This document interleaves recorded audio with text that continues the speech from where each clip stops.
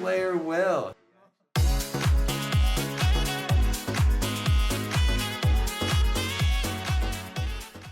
Welcome back, Visions fans. Ready Player Will here. This is the Crimson Wizard quick hit review, a unit that will be released in about 2 days here. So here's a quick preview to help you decide whether or not he's worth pulling. So jumping into things, he's a brand new DPS unit added to the game. He is of the fire element and does equip gloves as a magic attack oriented unit. They've given him the unique main job of Crimson Wizard, like his name, with the devout and operative sub jobs as well. And he is a 100 cost unit. One of many, obviously, that we're getting lately, which is kind of the norm.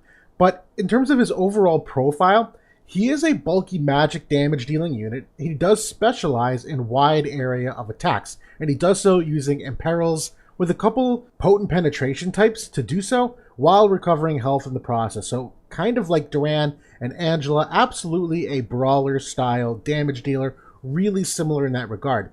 Now, he does have lots of guaranteed hits in the kit. Not only does he have 2 abilities on the main job that can do it, but his limit break can, and you can activate a counter ability that is also a 100% hit chance. So it does make for gearing him a little more flexible, that you really don't have to worry as much about accuracy overall, and we really haven't seen any kind of null sure hit threats in quite some time, so that this is still, I think, good for the near-term future. Now, in addition to himself, he can also bulk his teammates up pretty decently. He can grant AoE to the teammates Protect and Shell and 25% AoE wide resistance for both physical and magic damage types. And that is his specialty, that although he is bulky by nature, it really is more in the AoE segment that not only does he have 15% physical wide res innately, but you can get another 25 on that buff, bringing him up to 40 total. But against magic, he's got 30% innately and another 25%, bringing up to 55% after that buff. So that's really his strength in terms of his overall bulk, but he does have some unit res as well. And the secondary buff actually has a 25% reduction in all physical damage, so there is more to him than just what I'm highlighting here.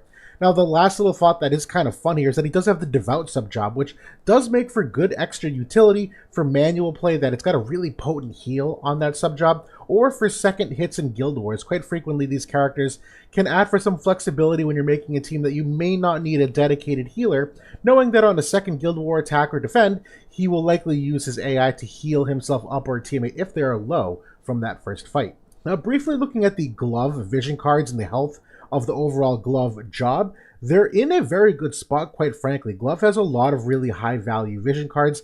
Admittedly, I don't think there's a lot of great crossover for rainbow potential. Some of the cards are a little bit spread out across what they synergize with, and there's only a couple of them here that really synergize as main slot vision cards. They have 1 unit res vision card that's not even released yet. It is coming soon. They have 3 AoE cards and 4 agility cards. The glove cast of characters as well is relatively dated. A lot of these units are either old or limited or very niche plays that, as far as glove goes, kind of a difficult job for the average player to really sink their teeth into. So how does that work into my overall team building thought process? Immediately for me, fire as an element sticks out, where there are a fair amount of just good old-fashioned fire units that go really well with him, both from the element and the magic perspective overall. There is some fun copium with the Kefka and Roy Mustang units, who are also fire glove units, but admittedly in high-level auto PvP that is not going to get you far. But if you have those units and want to have some fun with that team, that's a really interesting synergy that they've already established. But Sodali is really the key glove unit in the modern era that I think is going to help your account the most. The other glove units, as we see here, again, very niche or rather limited, that I would imagine most of your average players don't have a ton invested into. But in terms of outside of the fire and the glove, there are a couple classes that have some job-based vision cards that allow for some overlap. I do think Staff Devout is probably one of the strongest, just because of the nature of how glove and Staff Devout units operate, but there are technically vision cards there to support teams that involve greatsword units or fist units. Obviously, it's just a different kind of team build at that point, where you're starting to mingle some physical damage-oriented units with a magic glove-oriented unit, but the cards certainly are there. Book definitely has some bones too, as does Axe. Now, admittedly, this is where I think this is difficult for the average player. 2 of the most wonderful vision cards for gloves are incoming. They're not even here yet. One of them is the Exia vision card, which is here highlighted in green, and the other one is the Sodali vision card coming next week, and that's where my cursor is here on the fist. So if you pull Crimson Wizard, that's great, but you really should be expecting to also pull these two other vision cards. So if you're not prepared to do that, I think Crimson Wizard is a really hard sell. There are a couple other vision cards that are very good to overlap here. One of them is the Silver Memories. That's the red highlighted one here. That's great for Staff Devout, for Greatsword, and for Book. But a couple of these other vision cards here are on the more limited side, where the Zoma vision card, you see the Kefka vision card from Final Fantasy VI, the Crimson Wizard vision card here, which I do think, hot take, spoiler for my review, I think it might be the worst holo vision card they've ever released. So in terms of the vision cards here, it is here on paper, but I think in practice, it's probably a tough sell for your average player to accumulate all of these, but it's definitely there. So I do want to at least acknowledge it. And so my top 3 favorite teams, if I'm kind of team building here, I do think this top one here is probably my favorite. It's the Crimson Wizard, it's Sodali, and it's Lucille. It's near unmitigatable amounts of magic damage, loads of not only self-sustained, but sustainability from Lucille, and her giving them haste and some physical damage reductions and all that good stuff.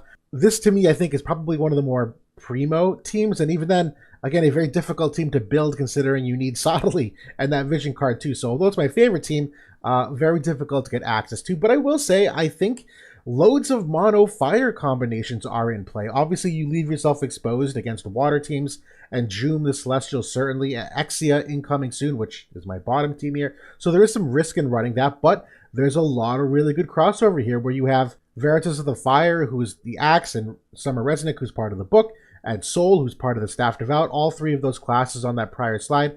But even just general mono fire here, Sephiroth obviously can carry teams. And Volke, although I did not bring Spear up on that prior slide, Glove and Spear have a load of cards in common. The problem is that they're not main slot type vision cards, so I wouldn't recommend putting Crimson Wizard in a like Rainbow Spear team. But for him with Volke, where you can use some fire cards to fill in the gaps, Spear and Glove have a ton of other really good cards to put together. So I do like the whole middle row here, quite frankly. And my other favorite one is the potential future team of running Exia in here in lieu of Sodali, using Lucille still as a support. But obviously, like, Shal's is still a Staff Devout support. There's still other types of supports you can get access to. Summer Resnick certainly is a candidate too as a Book and as a fire unit. Summer Resnick absolutely could be in that bottom team too. It's really just a different variation of the top team. I just think the top team has slightly more synergy, but I think Exia is probably a better unit in the current meta and short-term outlook of the game. So very strong mention to this bottom team. But my overall expectations, again, on a scale of 1 to 5, poor, fair, good, great, amazing. For Guild War, I think he's good. I don't think he's exceptional because, again, he can be kind of expensive and difficult to build. He's a little bit limited in some of the team building overall, but he is definitely a solid unit. It's just a question of how well can he compete with the future meta that we're seeing here, and I think it's skeptical, given that Exia seems to do a real decent number against him. Now for Arena, I have it here as fair, and part of that is because, again, some limitations in the Rainbow team building. I don't think he's necessarily a fun X factor. He really just does a ton of damage, and if you can mitigate some of that and you can expect that coming, I don't think he's all that scary per se, but obviously in Arena you can pick and choose your enemies, so really any character can work in Arena. For PvE scores though, he is a 5. He is an amazing character with loads of imperils, lots of multi-hits. He is absolutely going to be a top tier unit for anyone trying to get some high score capabilities in any kind of PvE content.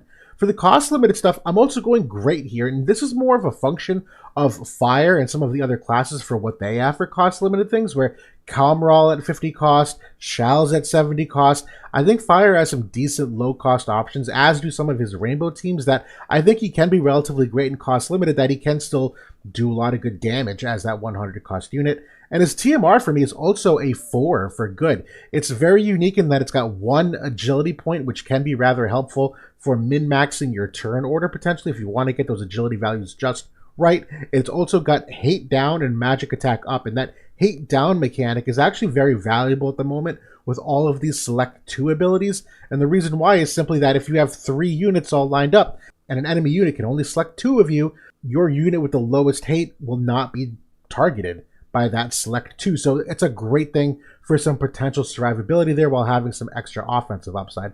My overall score, though, is a 4 for great. I don't think this is a knock against the character, but in terms for takeaways, I think he's best for veteran accounts that already have loads of glove support with those vision cards, as well as some of the staff devout and other types of teams, some Resnick as we saw, because he's a high damage unit who is rather player friendly on how you can build him. His AI is very straightforward. His damage is very strong. His accuracy with all the guaranteed hits is not something you need to really think about all too hard. He's got enough bulk that you don't have to worry too much about exactly how to gear him. So I think that's a really good thing for your average player, but I think getting him to actually work optimally, that high ceiling when perfectly optimized, I think is a little bit difficult because you likely will need espers like Orochi, who just came out, who's probably his best esper by far. And so if you don't have that and you're relying on Bahamut, it's still good, but probably just not as tuned as it could be. And so again, it's not a demerit against his overall potential strength. I just think in practice and practicality, it's a unit that a lot of people aren't prepared to run at the level he needs to. And considering he's a limited unit